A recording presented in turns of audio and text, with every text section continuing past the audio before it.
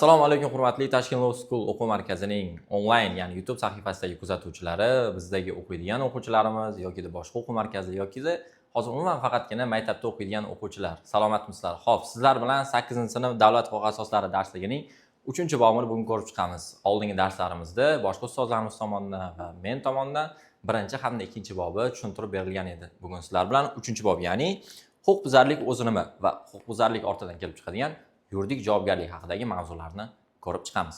Hurmatli abituriyentlar yoki oddiy o'quvchilar, hali tayyorlanishni boshlamagan bo'lsangiz, bizda 3-bob huquqbuzarlik va yuridik javobgarlik 17-18-darslarimiz, ya'ni birinchi mavzuyimiz bu huquqiy xulq-atvor tushunchasi hisoblanadi. Xo'p, biz jamiyat a'zolarini, insonlarni, ya'ni yoki odamlarni xulq-atvoriga qarab, odobiga qarab ajratamiz, ya'ni odobli insonlar yoki odobsiz insonlar yoki huquq normalariga rioya qiladigan insonlar yoki rioya qilmaydigan insonlar. Xo'p, shularning barchasini biz ushbu mavzuda nimaligini, qanday ishlashini tushunib olishimiz mumkin. Xo'p, bizda demak birinchi tushuncha bu huquqiy xulq-atvor tushunchasi. Xo'p, birinchi navbatda huquqiy xulq-atvor deganda bu huquq normalariga mos keladigan harakat, ya'ni qonunchilik normalariga mos bo'lgan xatti-harakat hamda o'zidan yuridik oqibatlarni keltirib chiqaradigan, ya'ni ijobiy yoki salbiy yuridik oqibatlarni keltirib chiqarishi kerak hamda ijtimoiy foydali ahamiyatga ega bo'lgan. Nafaqat o'zi uchun, balki jamiyat a'zolari uchun ham, balki davlat uchun ham ijtimoiy foydalilik ahamiyati bo'lishi kerak. Hamda huquq subyektlarining ongli, ya'ni o'zini ongi bilan, aqli rasoligi bilan xatti-harakatlarni yoki harakatsizligini biz huquqiy xulq-atvor shaklida tushunishimiz mumkin. Ketdi. Huquqiy xulq-atvorning o'ziga xos xususiyatlari mavjud, ya'ni 5 ta. Xuddi shu huquqiy xulq-atvor xususiyatlarini ko'rib chiqamiz. Xo'p, birinchisi bu ijtimoiy foydalilik, ya'ni yuqorida ko'rib o'tganimizdek ijtimoiy foydalilik deganda biz shaxs, jamiyat va davlat munosabatlarida o'zaro manfaatlarning qondirilishiga xizmat qiladi, ya'ni jamiyatning rivojiga hissa qo'shadi. Ya'ni faqatgina o'zini o'ylamasdan jamiyat a'zolari va davlatning rivoji uchun o'zining hissasini, ya'ni yordamini berib boradi. Bu huquq normalariga muvofiqlik, ya'ni xatti-harakatlar qonuniy bo'ladi, ya'ni qonunchilik normalariga muvofiq bo'ladi. Hamda nafaqat huquq normalariga mos keladi, balki umuminsoniy qadriyatlarga ham zid kelmaydi. Biz birinchi bobda ko'rib o'tgandek, huquq hamda axloq, ya'ni axloqiy tushuncha bor edi, ya'ni ko'chada yurganimizda katta insonlarga salom berish yoki jamoat transportlarida, avtobusda yoki metropolitenda, ya'ni metroda insonlarga turib joy berish, misol uchun homiladorligi bo'lganlarga yoki keksalarga, ya'ni nafaqat qonunchilik normalariga, balki axloqiy normalarga ham zid hisoblanmaydi ushbu xatti-harakat. Ya'ni ketdi. Uchinchisi onglilik va ixtiyoriylik. Ya'ni shaxsning muayyan maqsadlarga erishish uchun qonuniy harakatlarning ongli ixtiyoriy xususiyatga ega bo'ladi. Ya'ni birinchi sharti bu ongli bo'ladi hamda ixtiyoriy o'zi tomonidan ongli ravishda, ixtiyoriy ravishda amalga oshiriladi. Ketdi. To'rtinchisi huquqiy oqibatlarga egalik. Ya'ni shaxsning harakatlari yoki harakatsizligi tufayli turli huquqiy oqibatlar kelib chiqishi mumkin. Ya'ni ham ijobiy, ham salbiy huquqiy oqibatlarga duchor bo'lishi mumkin shaxsning xatti-harakatlari. Hamda bizda 5-inchisi davlat tomonidan muhofaza etilishi, ya'ni huquq normalari orqali, ya'ni qonunchilik normalari orqali davlat shaxslarning xulq-atvorini yo'naltiradi, himoya qiladi, rag'batlantiradi, ya'ni muhofaza etadi. Agarda buzilsa muhofaza etadi hamda ijobiy, misol uchun ijobiy natija kelib chiqadigan bo'lsa, uni rag'batlantirishi mumkin, ya'ni davlat tomonidan muhofaza etilishi deganda biz shu narsalarni tushunishimiz kerak. Ketdi. Xulq-atvor turlari. Xulq-atvor turlarini biz 3 ga bo'lib olamiz. Ya'ni bular qaysilar? Birinchisi g'ayri-ijtimoiy xulq-atvor, ya'ni huquqqa zid. Ikkinchisi huquqqa mos keluvchi huquqiy xulq-atvor va uchinchisi betaraf huquqiy xulq-atvor. Xo'p, bularni endi biz nimaligini qayerdan tushunib olamiz? Endi kitobimizning keyingi betida albatta bularning har biriga ta'rif berib o'tilgan. Ya'ni biz siz bilan shunchaki mavzularni yuzaki ko'rib o'tmayapmiz. Kitobdagi yozilgan har bir matnni siz bilan tahlil qilib, mazmunini tushunib olishga harakat qilamiz. Ya'ni vaqtimiz yetgancha. Ketdi. Huquqqa mos keluvchi huquqiy xulq-atvor deyilganda saylovlarda namunali ishtirok etish, yo'l belgilariga, shuningdek jamiyatdagi boshqa yurish-turish qoidalariga qat'iy amal qilish tushuniladi. Ya'ni siz saylovlarga borib namunali ishtirok etasiz, barcha davlat tomonidan belgilangan qonun normalariga amal qilasiz. Ya'ni sizda ijobiy xulq-atvor shakllanadi. Ketdi. Huquqqa zid keluvchi huquqiy xulq-atvor. Bezorilik qilish, o'zgalarning qonuniy huquqlariga putur yetkazish, boshqa shaxslar, jamiyat va davlat mulkiga zarar yetkazish kabi misol sifatida keltirish mumkin. Ya'ni yuqoridagi huquqqa mos keluvchiga zid xatti-harakatlarni amalga oshirish nafaqat o'zi tomonidan, balki jamiyat a'zolari, boshqa insonlarga, davlat manfaatlariga zarar keltirganda huquqqa zid keluvchi xulq-atvorga biz misol qilib olishimiz mumkin. Ketdi bizda uchinchisi betaraf huquqiy xulq-atvor. Ya'ni yuqorida biz huquqqa mos keluvchi huquqiy xulq-atvorni biz ko'rdikki, ya'ni saylovlarga borib ijobiy ishtirok etish. Endi betarafda xohlasa saylovga boradi, xohlasa saylovga bormaydi. Ya'ni hamma narsaga ham ijobiy ham emas, ham salbiy ham emas. Ya'ni shaxslarning, insonlarning o'zining munosabati. Ketdi bizda pastda Belgiya hamda Gretsiya davlatlaridagi saylov tizimi haqida ma'lumot berib o'tilgan. Ya'ni Belgiyada saylovga birinchi marta uzrli sababsiz kelmaganlik uchun, ya'ni birinchi marta jarima solinadi. Agar bunday qoidabuzarlik takroriy sodir etilsa, jarima miqdori oshiriladi. Ya'ni Belgiyada ko'rishimiz mumkinki, saylovga uzrli sabablarsiz kelmaganlik uchun faqatgina jarima jazosi belgilanar ekan. Undan boshqa jazo yo'q. Ketdi ikkinchisi bu Gretsiya davlati. Gretsiyada saylovda uzrli sababsiz ishtirok etmaslikka nisbatan jarimadan tashqari, birinchi jarima qo'llanilishi mumkin. Undan tashqari hibsga olish va 1 oydan 1 yilgacha muddatga ozodlikdan mahrum qilish kabi jazo choralari qo'llanilishi mumkin. Shu ikkita davlat haqida berilgan ma'lumotni bir-biridan ajratib olishingiz kerak. Ya'ni Belgiyada faqatgina jarima jazosi, Gretsiyada bo'lsa 1 oydan 1 yilgacha muddatga ozodlikdan mahrum etish va hibsga olish jazosi qo'llanilishi mumkin. Albatta bu ma'lumotlar keyingi imtihonlaringizda, ya'ni hozir siz 8-9 sinf bo'lsangiz, yuridik litsey yoki boshqa litseylarning imtihonlarida yokida 11 sinf bo'lsangiz, albatta universitetga kirayotgan imtihonlaringizda tushish ehtimoli bor. Hech kim tushmaydi deb kafolat bera olmaydi. Yuqorida biz xulq-atvor turlarini ko'rib chiqqan edik. Endi esa biz huquqiy xulq-atvorning shakllarini ko'rib chiqamiz. Ketdi. Faol huquqiy xulq-atvor deganni biz nimani tushunishimiz kerak? Ya'ni bu shaxsning tashabbuskorlik bilan amalga oshiradigan, ma'lum maqsadga qaratilgan qonunga mos harakatidir. Bunda shaxs faol harakat qilib, harakatsizlikka yo'l qo'ymaydi. Ya'ni fuqaroning o'zi tomonidan tashabbus bilan chiqilishini ko'rishimiz mumkin. Bu qaysida ekan? Albatta, faol huquqiy xulq-atvorda. Ketdi ikkinchisi bizda odatiy huquqiy xulq-atvor. Ya'ni bu kundalik hayotda kishilarning huquq normalariga mos keladigan xulq-atvori hisoblanadi. Bunda shaxslar o'zlarining huquq normalariga belgilangan huquq va majburiyatlarni kundalik hayotda takroriy ravishda amalga oshiradilar.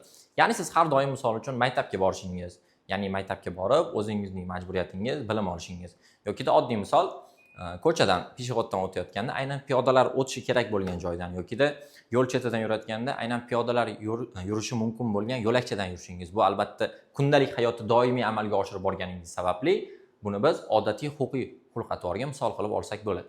Ketdi bizda uchinchisi sust huquqiy xulq-atvor. Shaxslarning harakatsizligi bilan ifodalanadigan majburiyatlarni nazarda tutadi.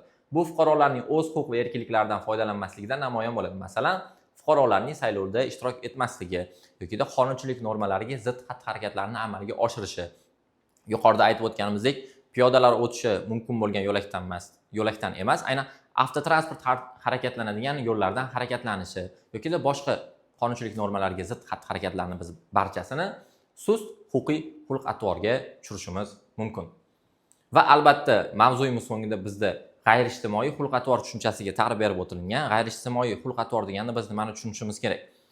Shaxsning jamiyatda qabul qilingan xulq-atvor normalari va qoidalarini buzuvchi harakat yoki harakatsizlik, ya'ni jamiyat a'zolari tomonidan qabul qilingan normalar, yuqorida sanab o'tganlarimiz, ya'ni ko'chada kattalarga salom berish yoki avtobus yoki jamoat transport vositalarida boshqa shaxslarga misol uchun joy berish, ya'ni keksalar, nogironligi bo'lganlarga yoki homiladorligi bo'lganlarga shu kabi qoidalarni, qabul qilingan xulq-atvor normalarini va qoidalarini buzuvchi harakati yoki harakatsizligimiz g'ayriijtimoiy xulq-atvor tushunchasiga tushirishimiz mumkin.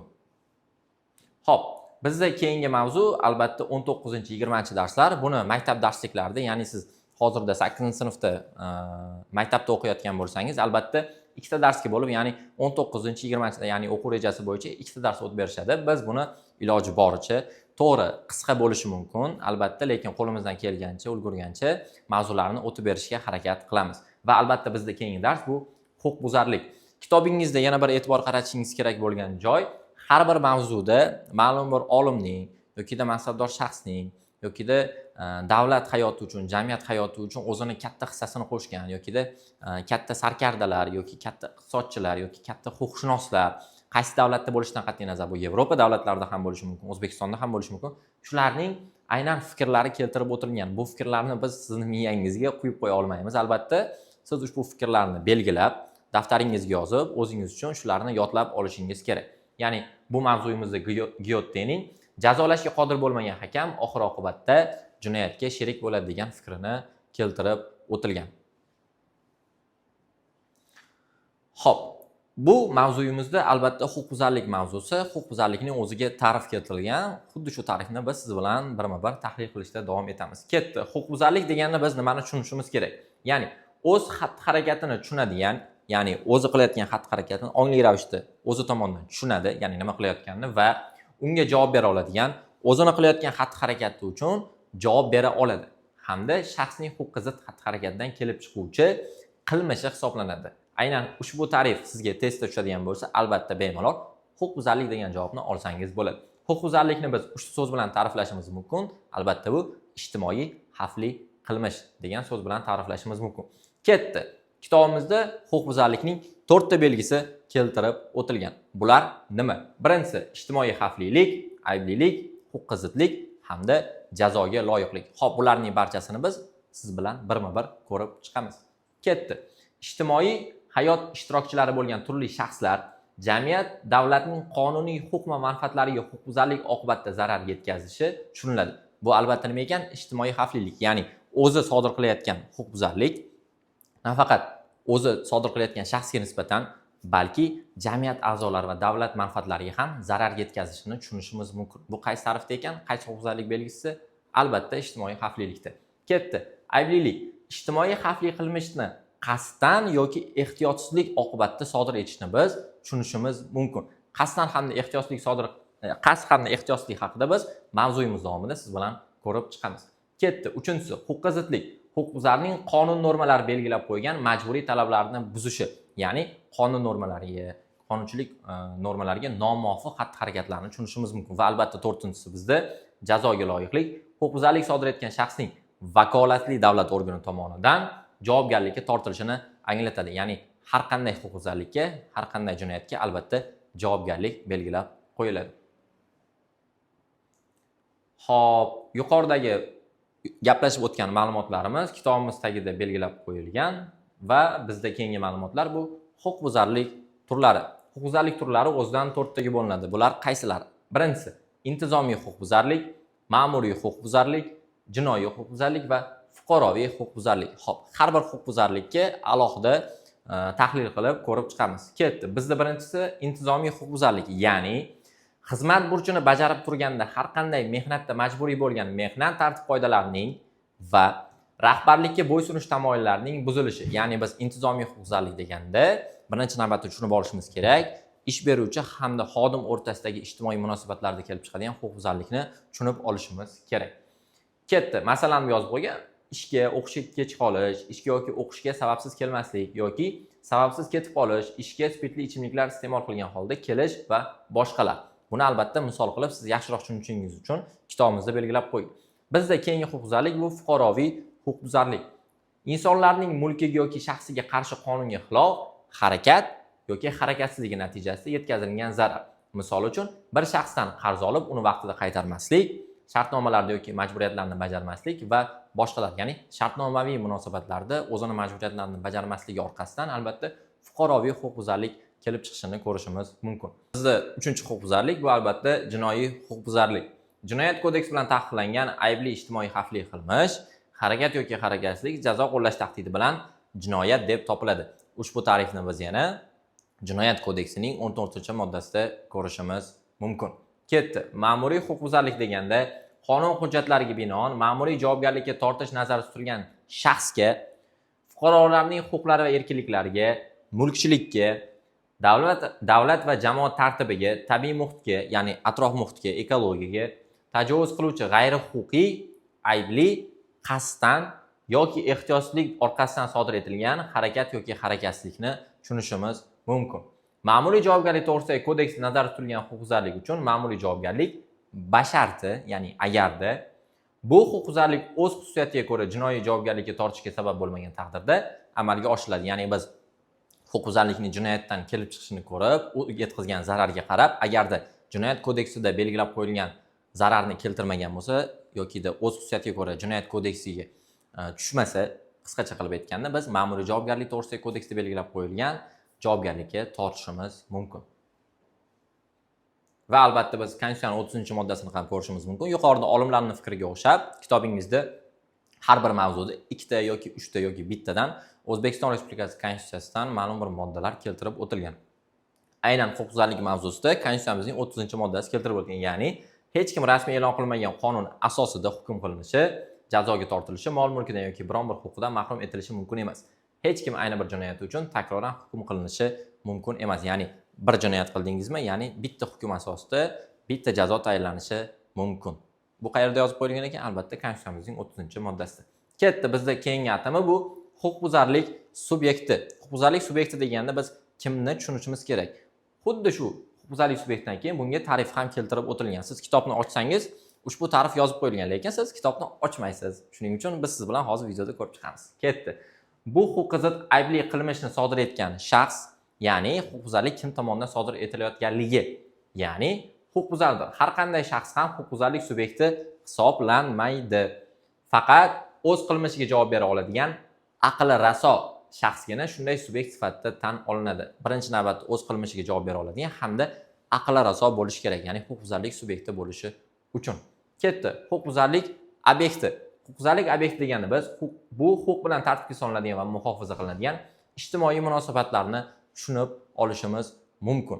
Oddiy misol, huquqbuzarlik deganda jinoyat sodir etdi bir shaxs, ya'ni bir odamni borib o'ldirib qo'ydi.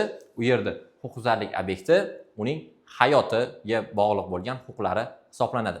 Misol uchun, men hozir meni videoga olayotgan mobilograf opamni yomon ko'rib qolsam, ularni so'ksam yoki haqorat qilsam, ular ushbu huquqbuzarligimning obyekti bu albatta opajonimning sha'ni qadr-qimmati hisoblanadi. Tushunib oldingiz degan umiddaman. Ketdi. Aqli rasolik deganda biz nimani tushunib olishimiz kerak? Aqli rasolik odamning ruhiy jihatdan sog'lom holatda hisoblanadi. Ya'ni o'zini xatti-harakatlariga tushuna oladigan, oddiy og'zimdan chiqayotgan so'zni hozir men o'zim tushunib turgandek yoki o'zimni qilayotgan xatti-harakatimni yoki de siz aynan shu YouTube sahifasiga kirib ushbu darsni o'zingizni xohishingiz bilan, o'zingiz istab, o'zingiz nima qilayotganingizni tushunib kirganingizdek, bu ham o'zini xatti-harakatlariga tushunish hisoblanadi. Huquqbuzarlik sodir etish vaqtida o'z harakatlarining, ya'ni sodir etayotgan paytda o'zini xatti-harakatini tushunadigan yoki harakatsizligini tushunadigan, ijtimoiy xavfli xususiyatini anglagan, ya'ni uni orqasidan xavfli oqibatlar kelib chiqishini o'zi anglagan, ya'ni bilgan va ularni boshqara olgan shaxs, ya'ni bila turib baribir o'sha huquqbuzarlikni sodir etgan shaxsimiz aqli rasolik deb tushunsak bo'ladi. Ketdi. Huquqbuzarlikning subyektiv tomoni. Shaxsning sodir etilgan qilmishiga nisbatan ruhiy munosabati hisoblanadi. Ya'ni u huquqbuzarning ichki kechinmalari, maqsadi va turli boshqa sabablarni o'z ichiga olishi mumkin. Ya'ni yuqorida aytib o'tganimdek, men opajonimni haqorat qilsam yoki so'ksam, aynan nimaga so'kdim? Ya'ni men ulardan jahlim chiqdimi yoki ular meni xafa qildilarmi yoki-da qanaqadir qasdim bormidi, nimadir maqsadim bormi, kimdir menga pul berib aynan so'ktirdimi? Ya'ni nima maqsadda sodir qildim? Meni ichki ruhiyatim, ya'ni ichki kechinmalarim bu nima ekan? Albatta huquqbuzarlikning subyektiv tomoni. Endi bizga navbat ayb. Ya'ni ayb degani biz nimani tushunamiz? Huquqbuzarning huquqqa xilof xatti-harakatiga va uning ijtimoiy xavfli oqibatlariga nisbatan qasd yoki ehtiyotli ko'rinishdagi munosabati. Ya'ni qilayotgan huquqbuzarligiga o'zining ichki kechinmalari, ya'ni qasddan sodir qilyaptimi yoki-da ehtiyotsizlik orqasidan sodir qilyaptimi, ya'ni ichki kechinmalari hisoblanadi. Jinoyat sodir etgan, ayblanayotgan har bir shaxs qonuniy tartibda aybi sudda oshkora ko'rib chiqilib aniqlanmaganiga qadar aybdor emas deb hisoblanishi kerak. Ya'ni sud muhokamasida oshkora ko'rib chiqilinadi. Keyinchalik sud hukmi bilan uni biz aybdor qilishimiz mumkin. Ungacha biz uni jinoyatchi yoki aybdor deb ayta olmaymiz.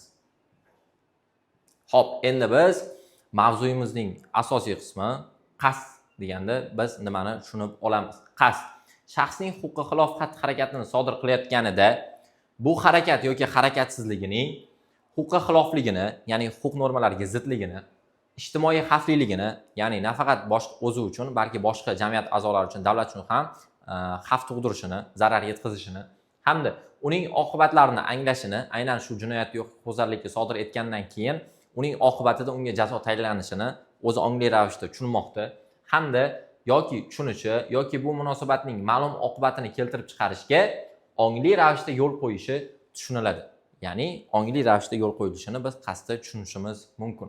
Qasd ham o'zidan ikkiga bo'linadi. Ya'ni birinchisi to'g'ri qasd, hamda ikkinchisi egri qasd. Ya'ni bir-birining farqini hozir ko'rib chiqamiz. Aynan sizga kalit so'zlarni ko'rsatib o'taman. Ketdi. agar shaxs o'z qilmishining ijtimoiy xavfli xususiyatini anglagan, ya'ni bilmoqda, hamda uning ijtimoiy xavfli oqibatlariga ko'zi yetgan, ya'ni yuqorida aytib o'tganimizdek, o'zi uchun ham, jamiyat a'zolari uchun ham, davlat manfaatlariga ham zarar yetkazishini ongli ravishda tushunmoqda, hamda ularning yuz berishini istagan bo'lsa, tushunib turib ham ushbu huquqbuzarlik sodir bo'lishini xohlayapti, ya'ni ichidan istak bo'lyapti. Hamda bunday huquqbuzarlik to'g'ri qasddan sodir etilgan huquqbuzarlik hisoblanadi.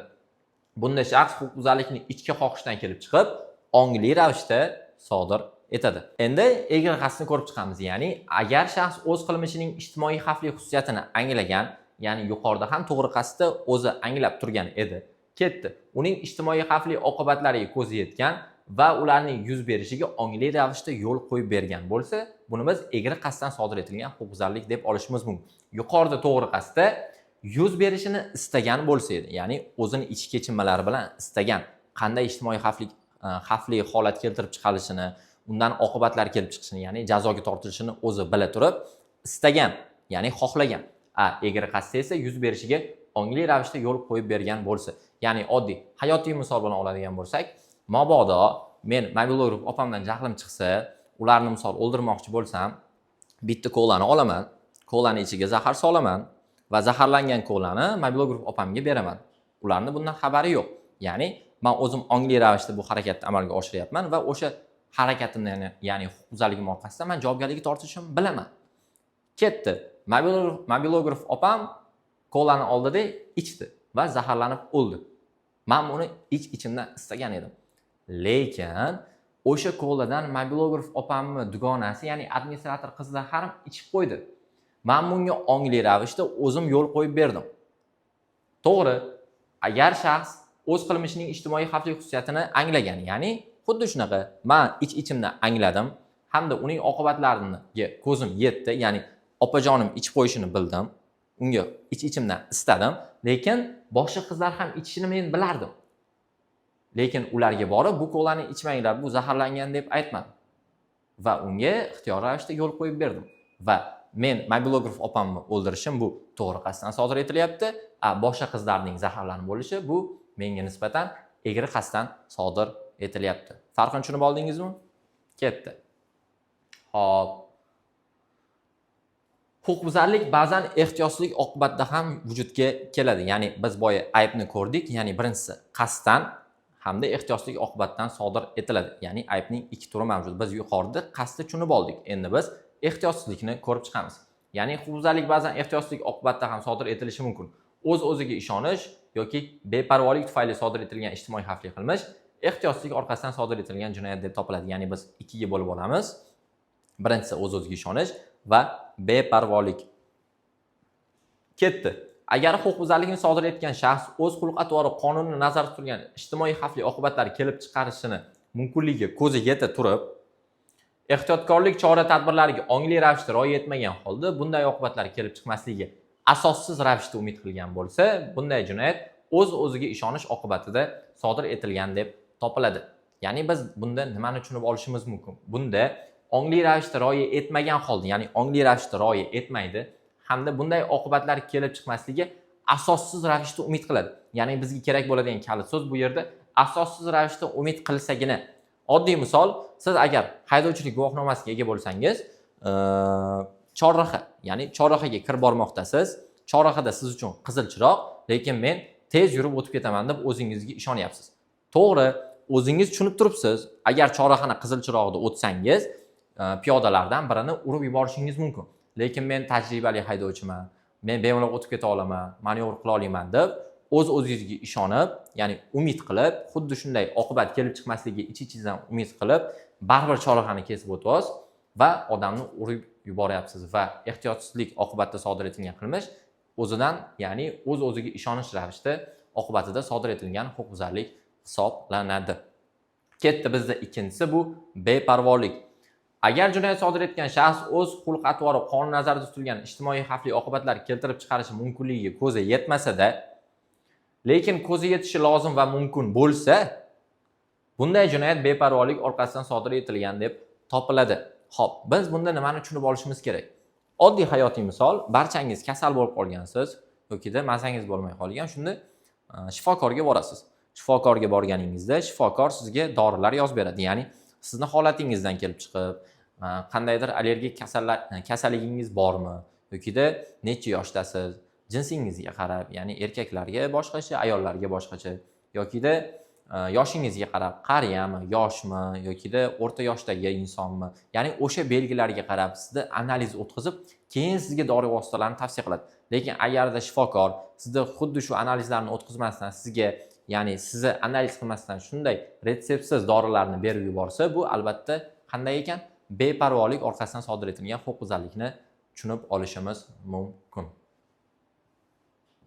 Va albatta kitobimizning mavzuning oxirida ma'lumot keltirib o'tilgan qasddan sodir etilgan huquqbuzarlik ehtiyotsizlik orqasidan sodir etilgan huquqbuzarliklarga nisbatan og'irroq javobgarlikka sabab bo'ladi. Bizda keyingi mavzu yuridik javobgarlik. Yuridik javobgarlik deganda biz nimani tushunishimiz kerak? Ketdi. Kitobimizning 77-betida bizga yuridik javobgarlikka ta'rif belgilab qo'yilgan. Ya'ni huquqbuzarlik sodir etgan shaxsning o'z qilmishi uchun, ya'ni yuqorida biz qilmishni ko'rib chiqdik, ya'ni huquqbuzarlikni, ijtimoiy xavfli qilmish, ya'ni o'zi sodir etgan huquqbuzarligi uchun huquq normalariga asosan, ya'ni qonunchilik normalariga asosan javob berishi va davlat majburlov choralari ko'rinishidagi oqibatlarga duchor bo'lishini biz hamda ularni boshdan kechirishini yuridik javobgarlik deb tushunib olishimiz mumkin. Ketdi. Huquqiy javobgarlikka asos huquqbuzarlik, ya'ni huquqiy normalarni buzish hisoblanadi. Hamda huquqbuzarlik turlari quyidagi javobgarlik turlariga mutanosibdir. Ya'ni huquqbuzarlik turlari qanday javobgarliklarni keltirib chiqarishini bizning kitobimizda belgilab qo'yilgan. Xo'p, ular qanday? Ketdi. Birinchisi, fuqaroviy huquqbuzarlik o'zidan fuqaroviy, ya'ni moddiy huquqiy javobgarlikni keltirib chiqaradi. Ma'muriy huquqbuzarlik bo'lsa, ma'muriy javobgarlikni keltirib chiqaradi. Intizomiy huquqbuzarlik intizomiy javobgarlikni, jinoiy huquqbuzarlik bo'lsa, albatta, jinoyat kodeksi bilan belgilangan jinoiy javobgarlikni keltirib chiqaradi. Ketdi. Har bir huquqbuzarlik va javobgarlik haqida biz tahlil qilib o'tamiz. Bizda birinchisi intizomiy javobgarlik, ya'ni intizomiy javobgarlik degani biz nimani tushunamiz? O'zbekiston Respublikasi Mehnat kodeksining 312-moddasiga muvofiq bizda hayfsan, jarima hamda mehnat shartnomasini bekor qilish, bular uchalasi intizomiy javobgarlik turlari hisoblanadi. Intizomiy jazolar ishga qabul qilish huquqiga ega bo'lgan shaxslar organlar tomonidan qo'llaniladi. Ya'ni kim tomonidan? Albatta, ish beruvchi tomonidan. Ya'ni qaysi bo'lim boshlig'i tomonidan emas, aynan ish beruvchi tomonidan qo'llaniladi. Siz qaysi tashkilot yoki korxonada erta kelajakda ishlaydigan bo'lsangiz yoki oddiy misol yuridik universitetda yoki yuridik litseyda ishlaydigan bo'lsangiz, aynan yuridik universitetda rektori tomonidan sizga intizomiy javobgarlik belgilanishi mumkin. Ketdi. Fuqaroviy jazo. Fuqaroviy huquqbuzarligi uchun aybdor shaxsning to'liq moddiy yoki ma'naviy javob berishini tushunishimiz mumkin. Ham moddiy, ya'ni pul bilan yoki boshqa narsa bilan, ham ma'naviy tarzda javob berishini biz fuqaroviy jazoda ko'rishimiz mumkin. Ma'muriy jazolar. Ma'muriy jazolar deganda biz nimalarni, ya'ni turlarini ko'rib chiqamiz. Ya'ni birinchisi jarima, ya'ni davlat tomonidan qo'llaniladigan jarima. Ikkinchisi haqqini to'lash sharti bilan buyumni olib qo'yish, buyumni musodara qilish. Shu ikkalasini bir-biridan ajratib olishingiz kerak ma'muriy jazo turlari. Ya'ni birinchisi haqqini to'lash sharti bilan buyumni olib qo'yish, ya'ni siz tomoningizdan ma'muriy javobgarlik sodir etilyapti va o'sha vosita, misol uchun siz ishlatgan narsani davlat tomonidan sizga puli berilib olib qo'yilyapti. Ya'ni siz tomoningizdan agar o'sha narsa olib qo'yilmasa davlat tomonidan, o'sha narsa orqali yana huquqbuzarlik sodir etishingiz mumkin. Shuni oldini olish uchun va jamiyat va davlat manfaatlariga zarar yetkazmasligingiz uchun sizning o'sha ashyoingizni, sizga tegishli bo'lgan narsani davlat tomonidan olib qo'yiladi. Haqqini to'lash sharti bilan sizga puli to'lab beriladi. Ikkinchisida esa buyumni musodara qilish. Musodara qilganda sizga haq to'lanmaydi, shunchaki sizdan olib qo'yiladi. Tushunarlimi? Va maxsus huquqdan mahrum qilish, ya'ni bu yerda transport vositasini boshqarish huquqidan, o'q qilish huquqidan, ya'ni pravarishon deyishadi, to'g'rimi? Pravarishon bo'lgandan keyin avtomobil boshqarish huquqidan mahrum bo'lasiz. Buni albatta tog'alarimizdan, dadalarimizdan ko'p eshitganmiz. Ketdi. Ma'muriy qamoq. Ma'muriy qamoq 30 sutkadan 15 sutkagacha, boshqa hollarda esa 30 sutkaga berilishi mumkin. Ya'ni ma'muriy jazolar orasida eng og'iri, ya'ni ma'muriy qamoqni ko'rishimiz mumkin. Ketdi. Jinoiy jazo esa albatta O'zbekiston Respublikasi Jinoyat kodeksining 43-moddasida jinoyat sodir etishda aybli deb topilgan shaxslarga nisbatan qo'llaniladigan jazolar tizimi belgilab qo'yilgan. Albatta, jazolar tizimini biz keyingi mavzularda ko'rib chiqamiz. Xo'p, kitobingizda yana ma'lumotlar berib qo'yilgan. Ya'ni Mohandas Karamcharan Gandhi huquqshunosligini bilarmidingiz deb, ya'ni uning qanday katta bo'lgani, ya'ni qayerlarda ishlagani haqida. Misol uchun, barcha aynan yillardan savol tuzadigan bo'lsa, men o'quvchilarimga yana ham qiyinroq bo'lishi uchun Gandhining ajdodlari ham Gujarot shtatida huquqshunos sifatida ishlab kelishgan degan ma'lumot bor. Ko'ryapsizmi? Ya'ni boshligini xat boshida kelgan. Men shuni qanday o'zgartiraman? Ya'ni Gandhining ajdodlari qayerda huquqshunos sifatida ishlab kelishgan? Bolalar qiynalib, yillarni yodlashsa, aynan shu joyga kelganda adashishligi mumkin. Xo'sh, BMT tomonidan, ya'ni DTM tomonidan ushbu test tushmasligi mumkinmi? Buni hech kim javob bera olmaydi. Tushishi ham mumkin, tushmasligi ham mumkin. Shuning uchun kitobda barcha yozilgan ma'lumotlarni iloji boricha siz tahlil qilib, o'qib, ushbu ma'lumotlarni tushunib olishingiz kerak hisoblanadi.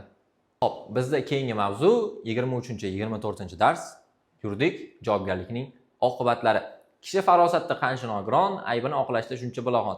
Albatta, barchangizning hayotingizda kerak bo'ladi. Ushbu Xusrat Dehlaviy aytgan so'zlarni yozib olib, xohlagan joyingizda ishlatsangiz bo'ladi. Ya'ni qanchalik farosati bo'lmasa, o'zini qilgan yomon ishini shunchalik oqlaydi degan ma'noni tushuntirib bermoqchi. Xo'p, bizda bu mavzuyimizda jazo tushunchasiga ta'rif berib o'tilgan, ya'ni huquqbuzarlik sodir etishda aybli deb topilgan shaxsga nisbatan sud hukmi bilan qo'llaniladigan, faqatgina sud hukmi bilan qo'llaniladigan majburlov chorasini biz tushunib olishimiz mumkin.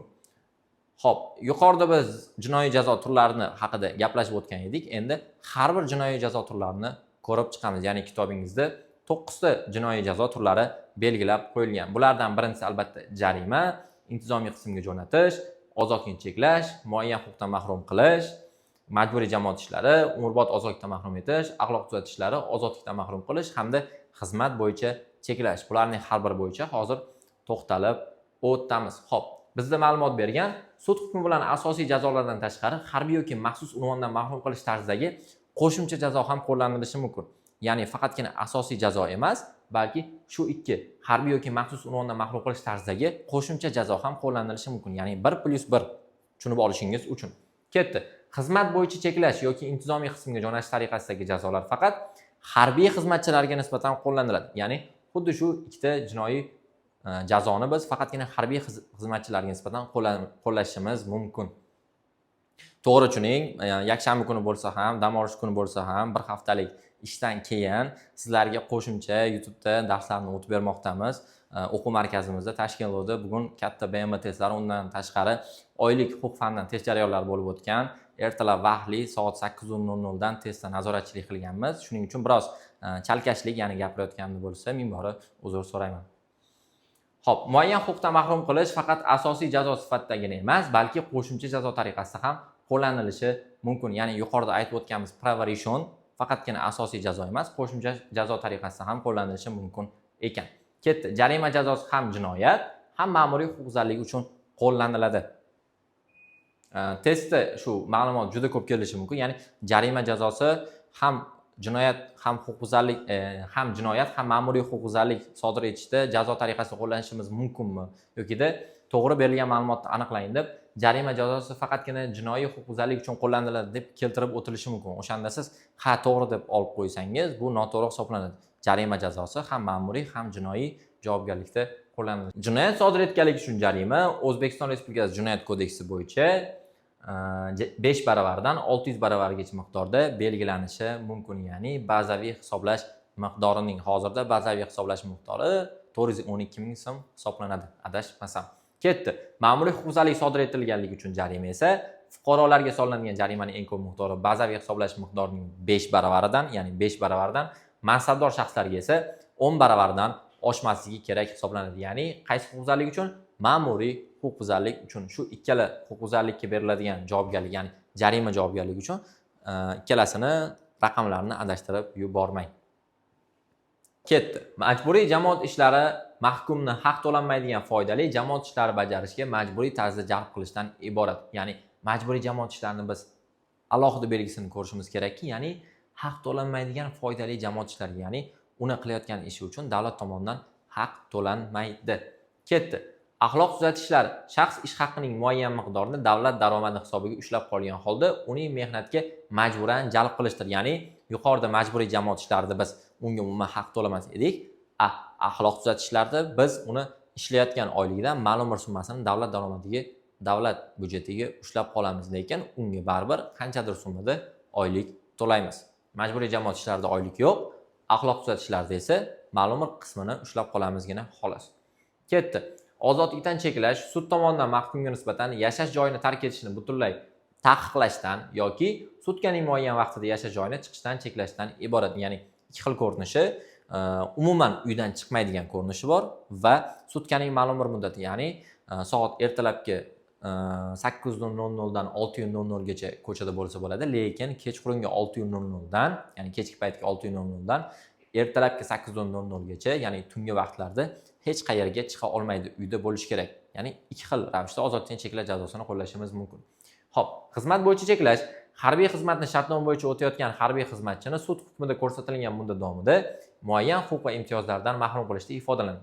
Bu holatda harbiy xizmatchining ish haqqi davlat daromadi hisobiga ushlab qolinadi. Ya'ni huquq va imtiyozlardan demoqchi. Ya'ni biz bu degani nimani tushunishimiz kerak. Oddiy misol, 1 yillik harbiy xizmatga boradigan akalarimiz yoki tengqurlarimiz, akalaringiz bo'lsa so'rab ko'rishingiz mumkin.